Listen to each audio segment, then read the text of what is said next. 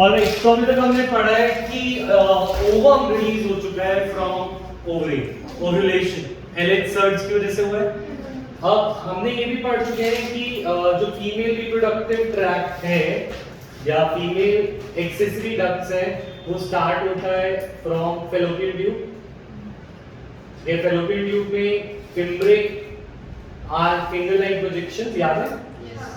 Fimbriae finger like projections का function क्या था? To collect the ovum.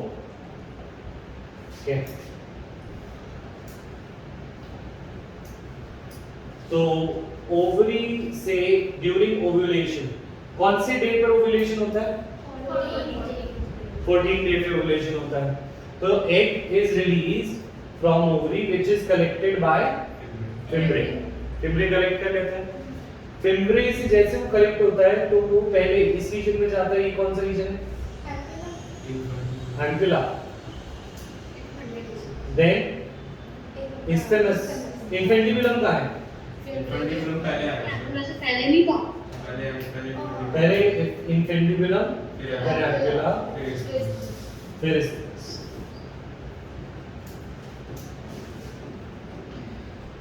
एंकुला and then isthmus। ठीक है, तो जो ओवम है, ओवम फैलोपियन ट्यूब में चलते हुए जा रहा है towards endometrial lining, towards endometrial lining that is forming या फॉर्म ड्यूरिंग दिस स्टेज। क्योंकि अगर यहाँ पर ग्राफिक फॉलिकल से ओवम रिलीज हो चुका है तो हम अब ल्यूटियल फेज में आ गए हैं। कौन से फेज में? ल्यूटियल फेज में। और ल्यूटियल फेज में जब हम आ गए तो यहाँ से प्रोजेस्टेरॉन रिलीज होना शुरू हो गया। क्या रिलीज होना शुरू हो गया? प्रोजेस्टेरॉन एंडोमेट्रियम को और थिकन कर रहा है। तो जब तक ओवम वहां पहुंच रहा है तब तक वो और थिक हो रहा है because of the release of progesterone जो कि कॉर्पस ल्यूटियम से निकल रहा है। राइट, समझ में आई बात? ठीक है, तो अब इसी दौरान जो अगर स्पर्म इस पॉइंट पर एंट्री कर चुका है और सही समय पर वो पहुंच जाता है एम्पुला इस्थिमस के आसपास, तो sperm and ovum will fertilise in the fallopian tube. तो फर्टिलाइजेशन होगी इन द फैलोपियन ट्यूब। तो sperm has to reach all the way to ampulla isthmus के आसपास के जंक्शन पे जहां पर फर्टिलाइजेशन विल अकर। अगर फर्टिलाइजेशन अगर करती है तो कॉर्पस ल्यूटियम जिंदा रहेगा ओवरी में, अदरवाइज वो डिजेनरेट कर जाएगा कॉर्पस ल्यूटियम। और अगर फर्टिलाइजेशन हो गई तो इस पार्ट से खाली ओवम नहीं बल्कि इधर से कौन होते हुए आ रहा होगा? जाइगोट। क्या आ रहा होगा? जाइगोट। मतलब अगर फर्टिलाइजेशन सपोज हो जाती है तो इस रीजन में अब जाइगोट का फॉर्मेशन हो गया। किसका? जाइगोट। जाइगोट फिर 2 सेल स्टेज में आएगा, फिर वो 8 to 16 सेल स्टेज में आएगा और ऐसे करते करते वो एम्ब्रियो बन जाएगा। क्या बन जाएगा? और वो फाइनली यहाँ पर जाके इम्प्लांट होगा। क्या होगा? इम्प्लांट। तो ये सारी चीजें समझ आ रही कैसे हो रही है? फैलोपियन ट्यूब में इम्प्लांट नहीं होता। फैलोपियन ट्यूब में नहीं, एंडोमेट्रियम में इम्प्लांट होता है। ठीक है, फैलोपियन ट्यूब से वो आता है जाइगोट। ठीक है, जस्ट इन केस अगर स्पर्म आया है कहीं फर्टिलाइजेशन हुई नहीं तो ओवम और एंडोमेट्रियल लाइनिंग दोनों ही शेड हो जाएंगी and it will lead to menstrual phase. ठीक है, समझ में आई बात? कॉर्पस ल्यूटियम भी डिजेनरेट कर जाएगा। डिजेनरेट का मतलब होता है उसके प्रोटीन्स कार्बन वगैरह तोड़कर उसको रीयूज कर लेंगे, है ना, उसको तोड़ देंगे। अच्छा, ड्यूरिंग कॉपुलेशन सीन, हाँ बोले, बोलो कृतिका।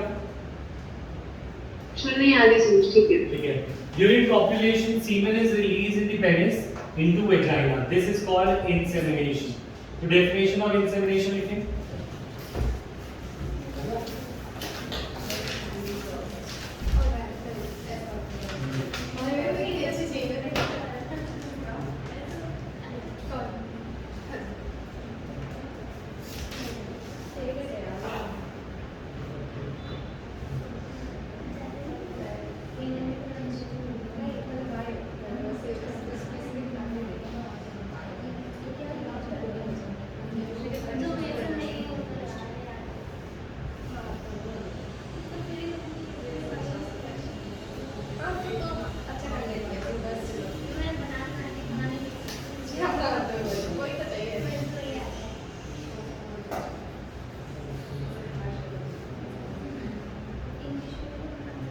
सर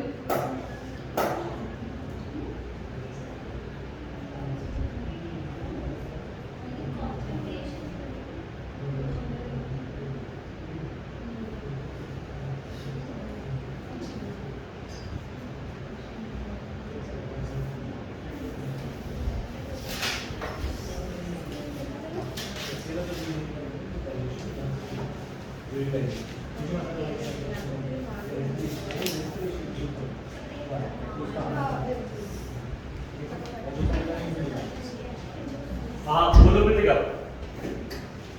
सर जब कॉर्पस ल्यूटियम रीजनरेट हो जाएगा फर्टिलाइजेशन के बाद तो उसका काम फिर प्लेसेंटा टेक ओवर कर लेगा।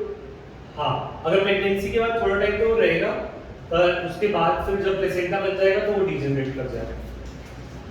प्लेसेंटा बनने के बाद हाँ ठीक है। ठीक है। अच्छा मोटाइल स्पर्म्स इंसेमिनेशन होता है when sperms are released into the female reproductive tract. ठीक है। अगर हम बात करें sperms swim rapidly and reach the uterus, which finally reach the ampullary region or the fallopian tube. The ovum released is also transported to the ampullary region where fertilization takes place. तो ampulla में होता है fertilization. Fertilization कहाँ पे होता है? Into the ampulla. ठीक है। अब fertilization यहाँ पे क्वेश्चन बनता है। क्वेश्चन आता है why not all population lead to pregnancy? Question number 1 है why not all populations lead to pregnancy?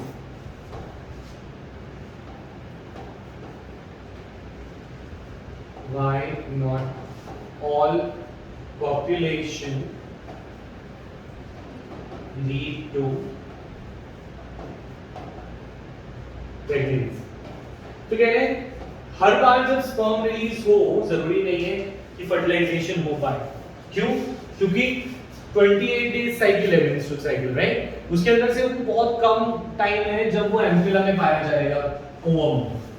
Most of the time it is not in the ampulla, और अगर एम्पुला में वो नहीं होगा तो फर्टिलाइजेशन भी नहीं हो पाएगा। तो पॉइंट इज सेइंग इसका आंसर क्या होगा? हम बोलेंगे ovum and sperm has to reach ampulla simultaneously. It has to reach the ampulla simultaneously, and chances for this is very low, less. So there is a less chance, और या फिर बोले इसीलिए all population do not lead to pregnancy. तो यहाँ पे लिखेंगे why not all populations lead to pregnancy. ठीक है। क्वेश्चन एंड आंसर लिख लिया?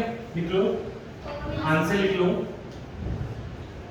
Ovum and sperm have to reach ampulla at the same time for fertilization to successfully occur. For fertilization to occur.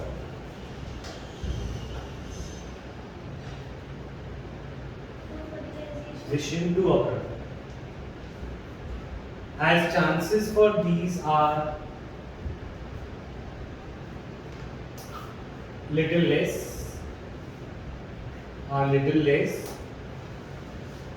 that is why not all populations lead to pregnancy. Sir एक बार ये answer repeat करो। Answer is sperm and ovum has to reach ampulla at the same time, simultaneously, for fertilization to occur.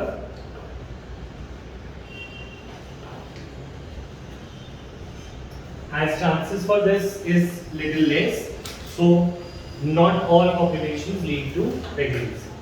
Next, अगर fertilization की बात करें तो fertilization में ovum के ऊपर एक लेयर आई थी जब ग्राफिन फॉलिकल बना था, जोना पेलुसिडा। कौन सी लेयर आई थी?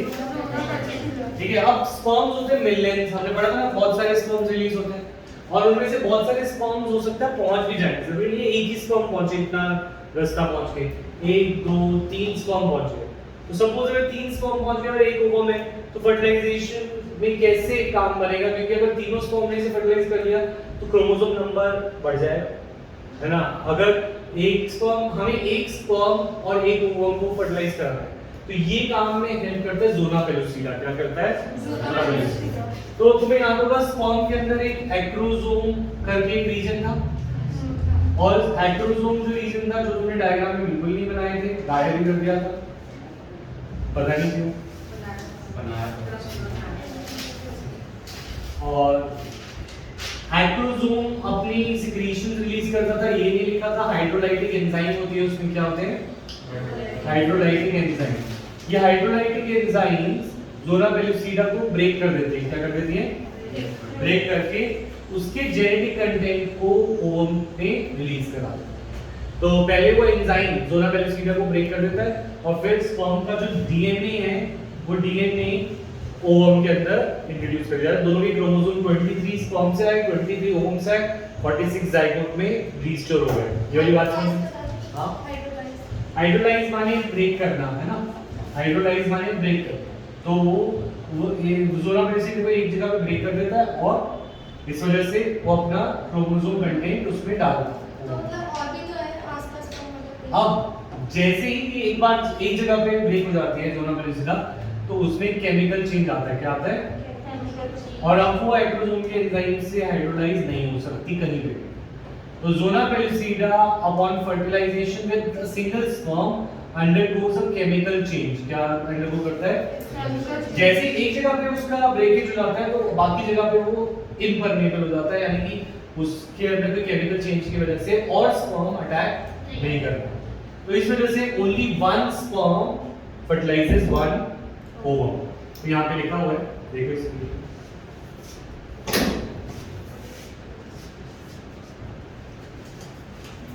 क्वेश्चन लिखो, how is fertilization of one sperm with one ovum is ensured? How is fertilization of one sperm and with one ovum with one sperm is ensured? One ovum with one sperm is ensured. Okay? तो इसका reason है यहाँ पे during fertilization sperm comes in contact with zona pellucida. This induces changes in the membrane that blocks the entry of the additional spores. देखिए इसका answer. During fertilisation हाँ। Zona pellucida layer बनाते हैं ऊपर। ज़ोना पेलुसिडा एक layer होती है। अब जैसे ही पहला स्पर्म उसके कांटेक्ट में आएगा तो बाकी स्पर्म को वो ब्लॉक कर देगा।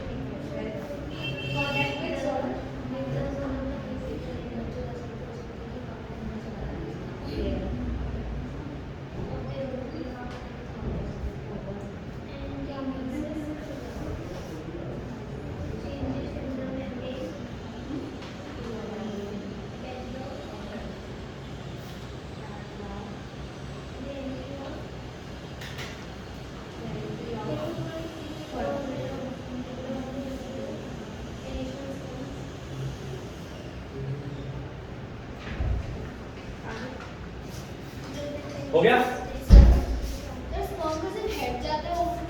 नहीं, स्पर्म का सिर्फ जेनेटिक मटेरियल था, यानी इसका न्यूक्लियस। ठीक है, डन। क्वेश्चन आंसर लिख लिया हिमांशु, कृतिका? यस। नेक्स्ट का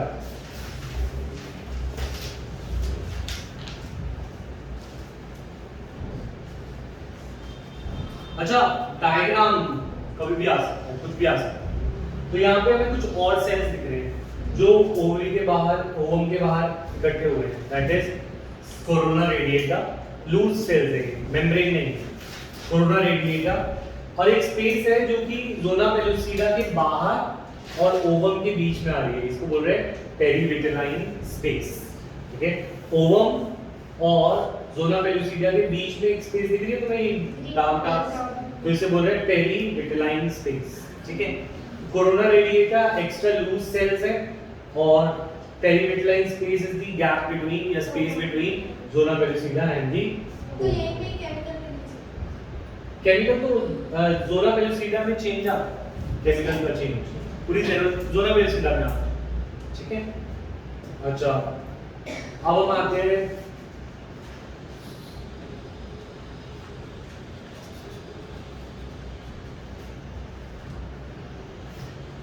अच्छा, जैसे ही स्पर्म ओवम के पास आता है तो सेकेंड मायोसिस कंप्लीट होता है और सेकेंड मायोसिस कंप्लीट होकर सेकेंड पोलर बॉडी बनती है जो डिजेनरेट कर जाती है और ऊटेड बनता है। ठीक है, जो हैप्लॉइड ओवम होता है इज कॉल्ड ऊटेड। ठीक है, यहाँ पर अब haploid nucleus of the sperm fuses with the haploid ovum and forms diploid zygote. क्या बनाता है? ज़ाइगोट। ठीक है, अब यहाँ पे हमें सेक्स डिटरमिनेशन के बारे में दे रखा है कि हाँ बोलिए सर, मतलब जो सेकेंडरी oocyte होता है जब वो स्पर्म के कांटेक्ट में आता है तब जाके वो उसका डिवीजन कंप्लीट हो जाता है और तब वो ओवम होता है। हाँ, ओके सर। तो ओवम नहीं बनता, ऊटेड बनता है। ओवम तो पहले बनना हुआ था, सेकेंडरी oocyte बोलते थे ओवम। Okay sir. अच्छा, फीमेल्स आर XX, उनके पास XX क्रोमोसोम होते हैं और मेल्स आर X। तो X और X अलग हो जाते हैं, अभी हम जेनेटिक्स में भी करेंगे वैसे ही, और X और Y मेल में अलग होते हैं। तो ओवम तो एक ही टाइप का बनता है, ओवम तो X ही होता है। ओवम क्या होता है? पर स्पर्म दो टाइप के होते हैं, एक X टाइप का और एक Y टाइप। तो डिपेंड करता है, it depends upon father more than mother. Mother पे नहीं डिपेंड करता, sex of the child depends upon the father. तो अगर XX है 50% chance of girl and 50% chance of boy. ठीक है, तो ये चीज अभी हम जेनेटिक्स में भी करेंगे। तुम्हें नोट करना तो एक बार कर लो, फिर भी नोट। ठीक है, जल्दी से आता है, छोड़ दो। ठीक है, अच्छा, जब जाइगोट बन गया, क्या बन गया? उसके बाद माइटोसिस होगा। उसके बाद क्या होगा? तो यहां से हम बनाएंगे टॉपिक एम्ब्रियोजेनेसिस। टॉपिक का नाम लिखेंगे एम्ब्रियोजेनेसिस।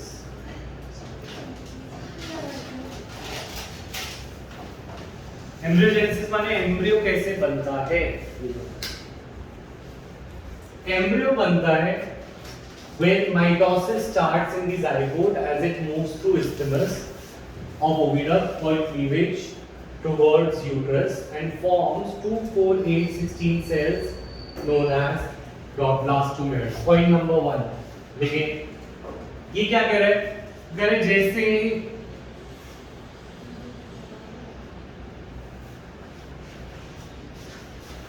ये ओवम है, ठीक है, एक स्पर्म एंटर करा है, ठीक है, जोना पेलुसिडा से।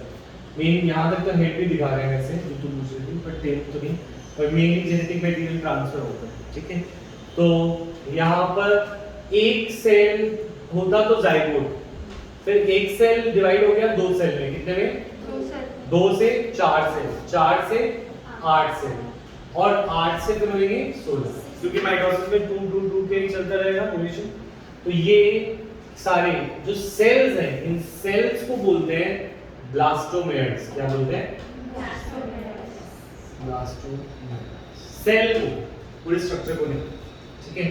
और 8 से 16 सेल स्ट्रक्चर को बोलते हैं मॉड्यूला। क्या बोलते हैं?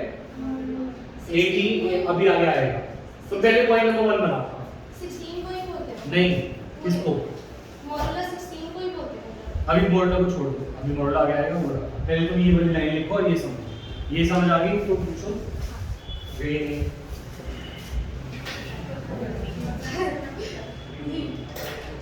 अरे एक बार दोबारा समझाना प्लास्टोमर्स।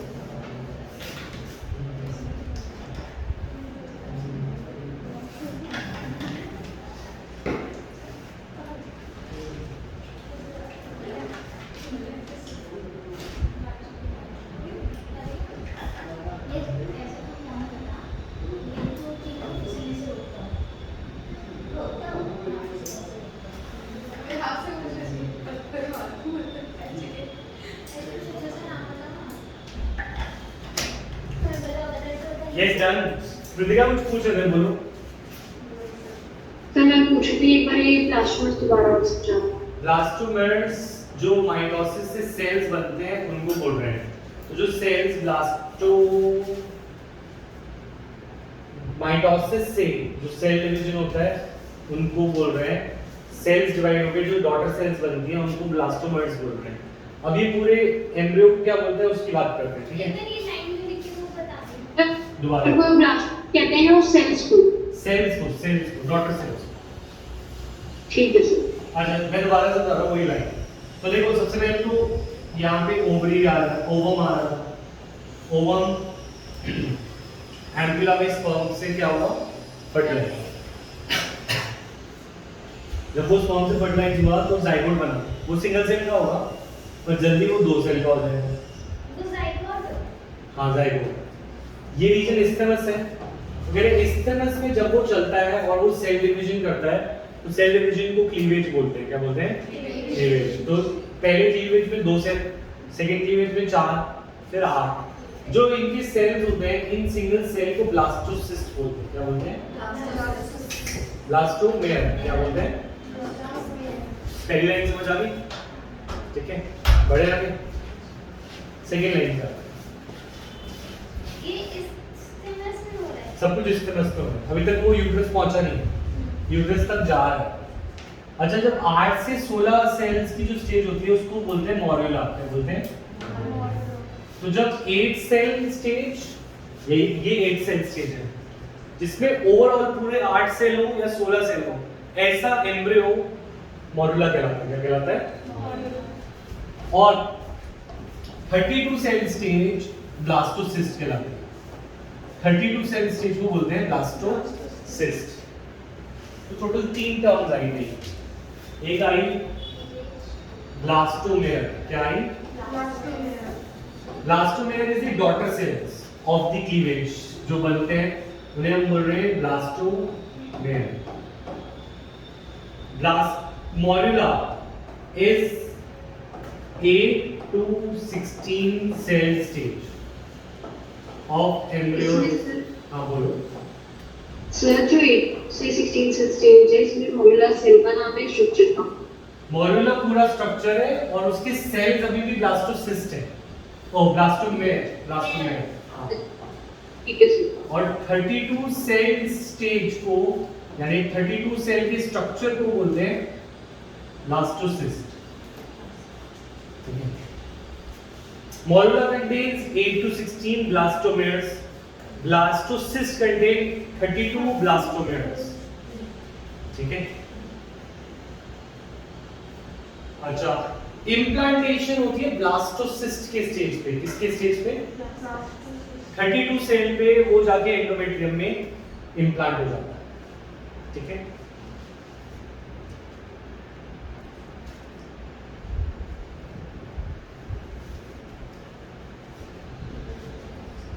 इस वीक में और कोई छुट्टी तो नहीं मिलेगी? स्कूल चल रहे हैं तुम्हारे? कब तक है?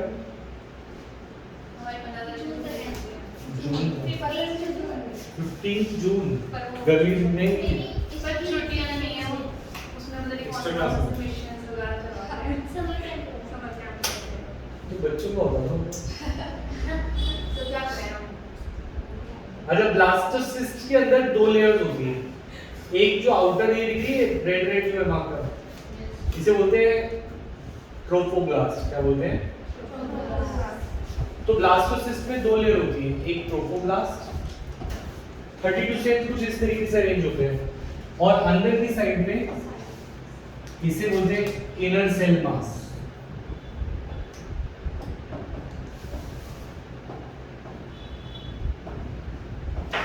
So blastocyst is arranged into 2 layers.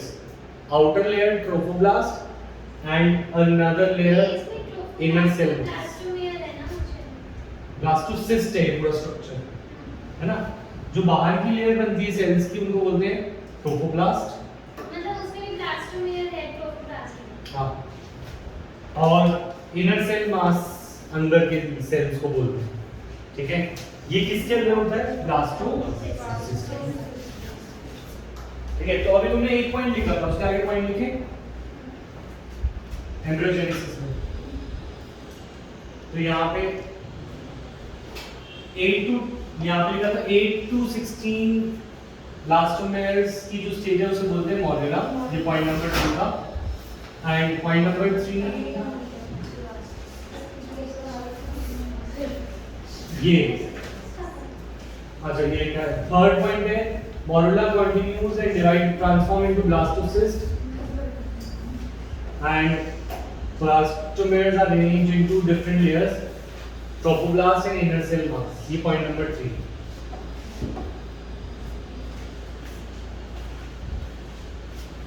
ठीक है?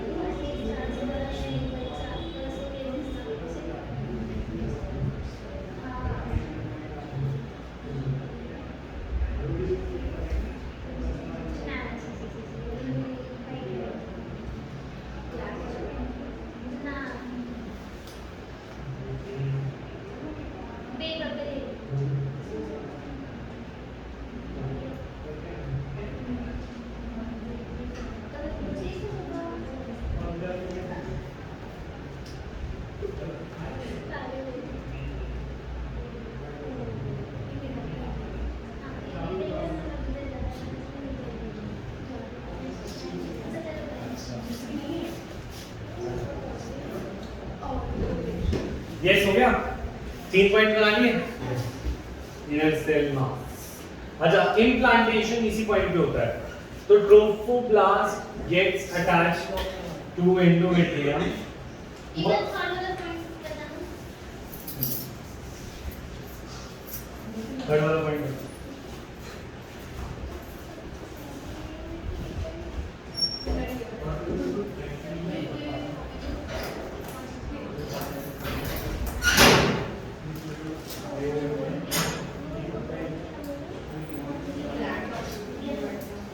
हाँ तो वही वो ब्लैक और व्हाइट ग्रे टाइप का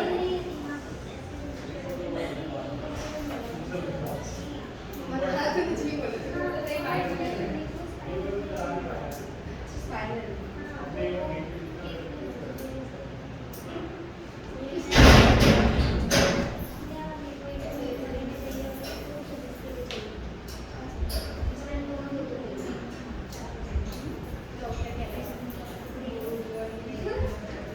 ये डन। हाँ, थर्ड पॉइंट बताओ। राधिका कौन बात करती है? Third point, blastomeres in the blastocyst are raying in outer layer called trophoblast. तो जो ब्लास्टोमेयर्स हैं वो एक बाहर की लेयर बना लेते हैं जिसे बोलते हैं ट्रोफोब्लास्ट, और एक अंदर की लेयर बना लेते हैं जिसे बोलते हैं इनर सेल। ठीक है, ट्रोफोब्लास्ट एंडोमेट्रियम में जाके क्या हो जाती है, एम्बेड हो जाती है, यानी कि इम्प्लांट। तो ये एंडोमेट्रियम है, ये क्या है, एंडोमेट्रियम।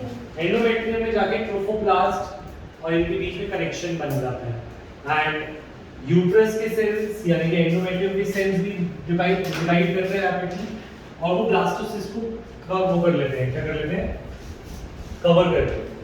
तो एंडोमेट्रियम के सेल्स ब्लास्टोसिस्ट को पूरा क्या कर लेते हैं, कवर कर लेते हैं, डिवाइड कर करके।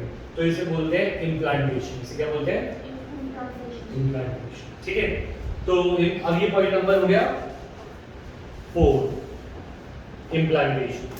एम्ब्रियोजेनेसिस के अंदर ही इम्प्लांटेशन भी पता कर देंगे। तो यहाँ से शुरू होगा इम्प्लांटेशन, और यहाँ पे implantation actually leads to pregnancy.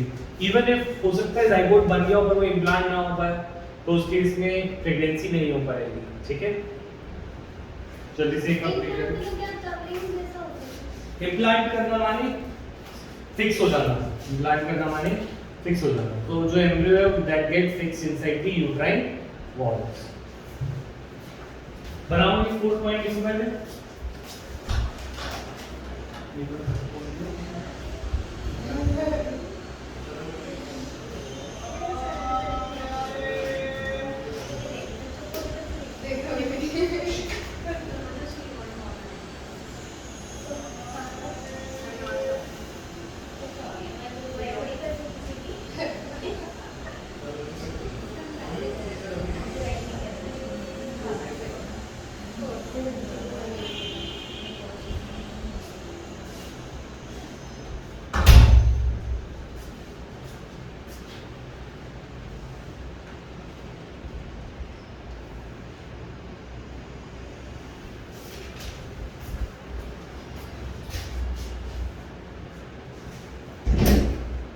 ये हो गया। तो दोबारा समझा दूंगा मैं, पहले से नोट कर।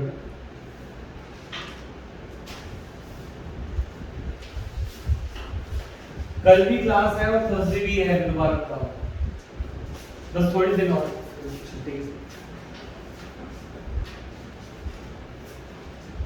बिठा दूं।